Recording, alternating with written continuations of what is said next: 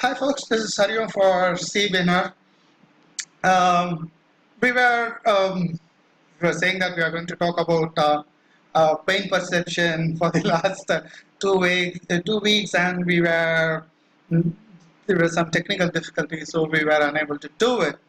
And we also thought that we need to set up a lot of things before talking about perception and things like that. Especially when we did the pain course yesterday, the Sunday, right? We understood that we need to set up a lot of evolutionary ideas to understand pain, right? Pain perception. So today we are going to talk about pain and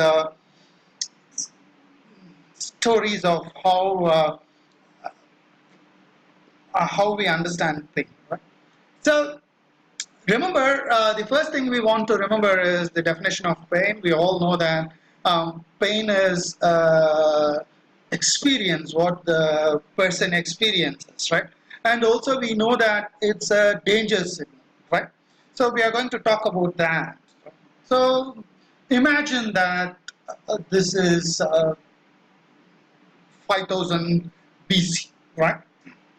Long ago, or how many years you can think back, and we are all cave people, right? We are all cavemen, right? We are all hunter gatherers. That's what a great ape like humans are, right? We are all great apes, and great apes are all hunter gatherers. So there is a so you imagine there is a group of 20 or 25 people. We are all going for hunting, right?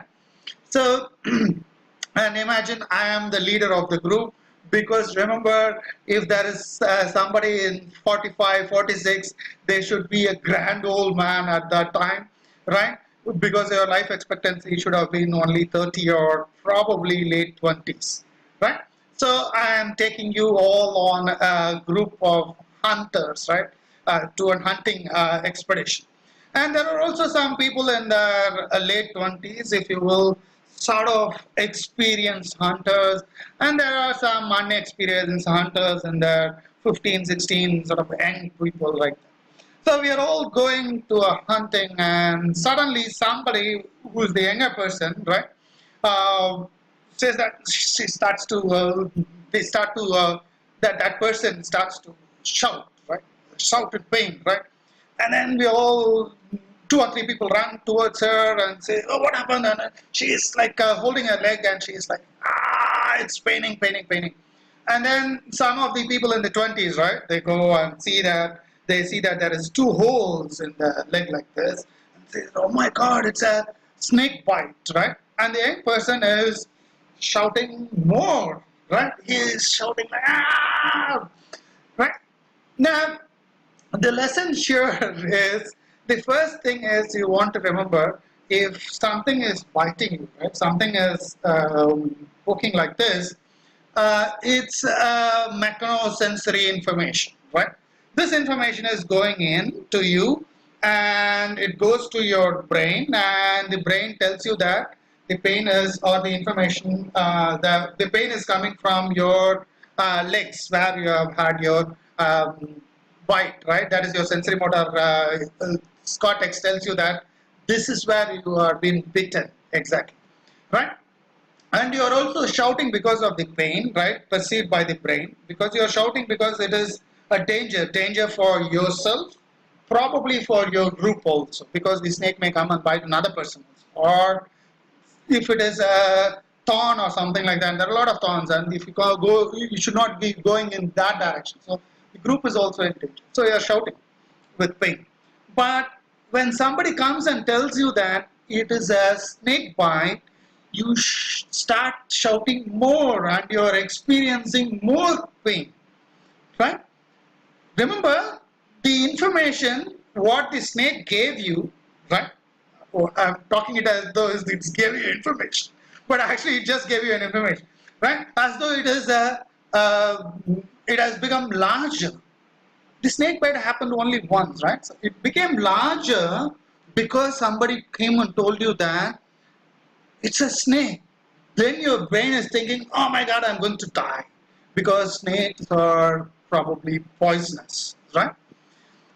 At the same time, if, say for example, the elderly person, right? I go and see that, and two or three hunters have gone and hold that snake, and they are tuck, tuck, tuck, tuck, they have killed it, and then they brought it, and I see the snake, and I say, this is not a poisonous snake.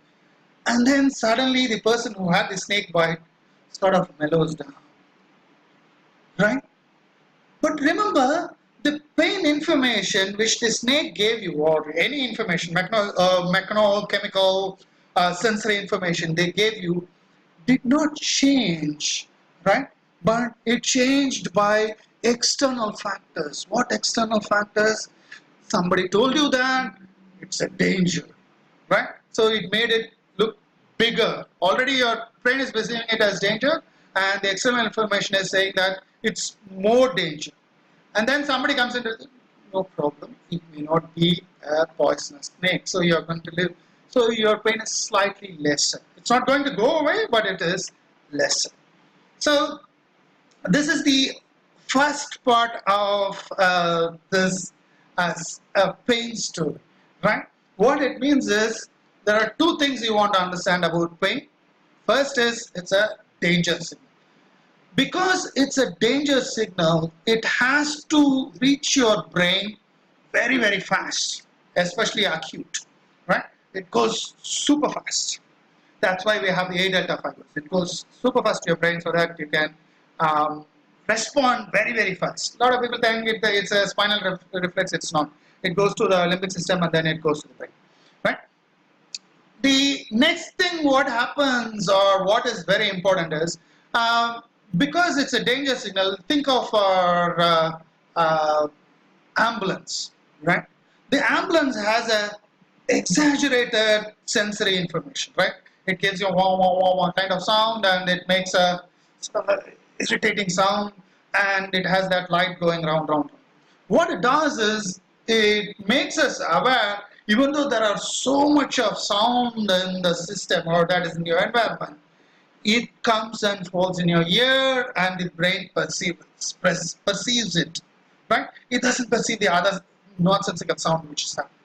Likewise, the pain has to be perceived out of all the other information coming. Remember, always when you're into the forest, somebody is touching you, plants are touching you, probably there is a water stream, this and that, everything is there, but this has to go and tell to your brain, out of all the sensory information you are seeing, I am more important, right? That is very important for your pain to go and tell. For that, one of the mechanisms for that is, of course, the brain perceives it, especially if it is danger. It is perceived very, very fast in your limbic system, and then subsequently in the other part of the brain. Also, there is a small physiology which happens in your spinal cord also. You get what we call as a wind-up. What we mean by wind-up is the information which is coming from the periphery, when it goes to the spinal column, right? The dorsal column and the other laminas, before going upwards to your thalamus and your limbic system and your cortex, the information is slightly exaggerated, that is amplified, what we call as a wind-up. What that wind-up slightly does is, it makes the information more important to your brain, because the amplitude might be slightly higher, and also when it goes to your limbic system and your peripheral and your cortex, you are like, oh my god, this is a danger, I have to react very immediately, right? We also know, because it's going to your sensory cortex, we know where it comes, right? This helped that 5000 BC, 20,000 BC, the cave people to live from not dying. That pain is so helpful for our survival for these many years, and also we are killing everything in the planet, so that's another thing, right? So for that, pain is very, very important. If you don't have pain, we would not have survived. So that is the value of pain, right? the first part of our 20,000 or 50,000 BC story. The next story I'm going to tell you is about gatherers, right? We said that there are hunters and gatherers, right? So you go to a, and also I'll sort of connect the first story and second story together, right? So we all are going to gather probably mushrooms, right? So we want to eat mushrooms. So in the morning, there are 10 people have gone to gather mushrooms, right? So this party is being headed by a person in his 20s or something like that, sort of a semi-elder, if you will, and he knows about the mushrooms and things like that, and he has gone, and they're all going and trying to get mushrooms. Now, if you want to understand about mushroom plucking, if you will, if you are gathering mushrooms in the wild, you need to know that there are three types of mushrooms, right? There are, I mean, there are hundreds of types of mushrooms, but just for our clarity, I have considered as three types of mushrooms. Right, so what are the types? I mean, one is poisonous, one is edible, another one is which gives you that hallucinogen, right? It gives you that kick, if you will. So they are carefully taking only the mushrooms which are edible, right? So the elder one, the 20s person is telling them, no, no, no, no, not that, this. And so we are all taking it, right? Taking this. And they have brought in a particular type of mushroom. Most of it is a particular type of mushroom, just for the story. So these are all black, gray in color. The top is, it's like an umbrella and things like that. And then because they have wandered long, they thought, okay, we will cook and eat it now itself because they are all hungry. So they all cook it and eat it, and some of it is in their bag, some of they have eaten, and they come back. And in the evening they started sort of vomiting. Right? They are sort of vomiting and diarrhea. And from all holes, they are all going out, right? So, what is the lesson this group of people learn from this story? The first thing, as you and I will, that's what I think you also should have come to that conclusion, that the mushrooms are poisonous. So, what did the group did? Never eat this mushroom. We used to think that seems to be, this guy said that this is good, but no. All the younger people are like, we will never eat this mushroom ever, right? Now, this is a very good, again, this helped in our survival. So we learned that, okay, I will not eat this mushroom. I will only eat these type of mushroom and things like that. This was wonderful for our survival. That also helped us live up to here now, right? But there is a problem in this, right? What is the problem is, we are not very sure it may have been the mushroom, because they might have been thirsty and they would have drunk from something, from a creek or something like that. And the creek, in the upstream, there would have been a deer which was dead and it was in the stream, and the water was flowing through that, and they would have sort of drunk that water, and the bacteria from the dead deer might have sort of made them sick. They would have all been bitten by some bugs, probably malaria, if at all, but not necessarily. But I'm just saying, for make us understand there are a number of factors, right? So most of the time, what our brain does is makes patterns like this, right? That is this mushroom, and this is what made me this, right? If I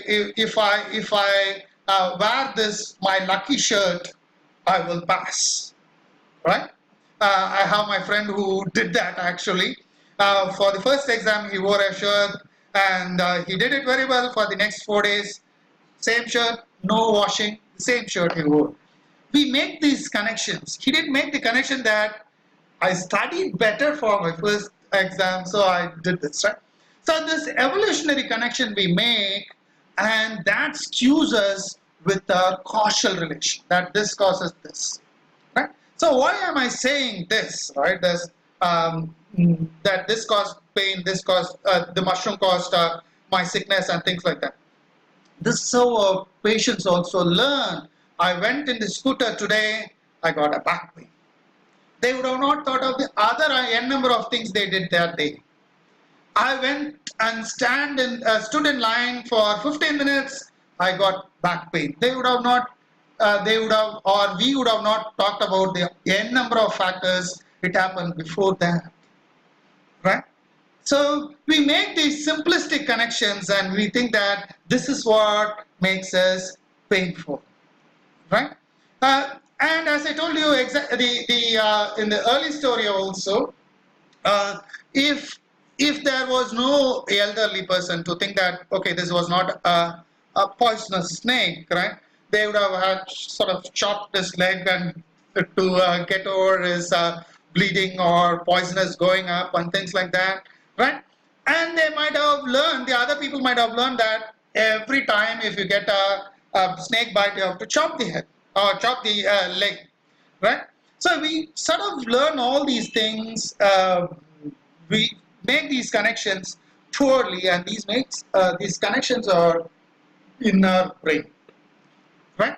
So when we are perceiving anything new, or the next time you are into that same situation, you sort of look back and think that, okay, this happened to me earlier, it must be the same, when it may not be the same, right? So these things you want to understand before understanding pain.